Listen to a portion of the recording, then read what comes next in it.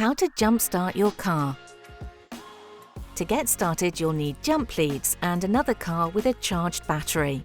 If your battery looks like it's leaking or damaged, don't try to jumpstart it. You'll need to have it looked at by a professional. Please remember this is a guide and your car might have different fixtures or fittings to the one in the video. Step 1. Park the charged car opposite your car so the bonnets are facing. Open both bonnets, find the battery terminals and remove the covers. Step 2.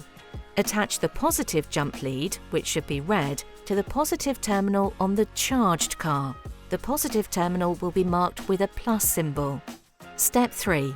Attach the other end of the red lead to the positive terminal on your car. Step 4. Attach the negative jump lead, which should be black, to the negative terminal on the charged car. Step 5.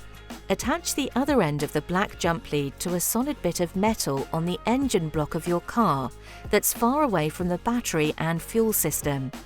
Some cars will have an earthing rod, which you can use for this. Check your manual to see if yours has one, and if so, where.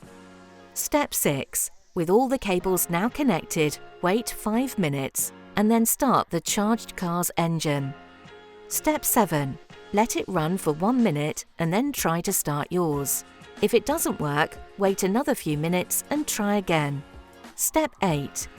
Once your car's started, you need to remove the leads in reverse order, making sure they don't touch each other or any metal. Remove the leads in this order. 1. Black lead attached to your car. 2. Black lead attached to the charged car. 3. Red lead attached to your car. 4. Red lead attached to the charged car. Admiral isn't responsible for any damage or loss caused as a result of the advice in this video.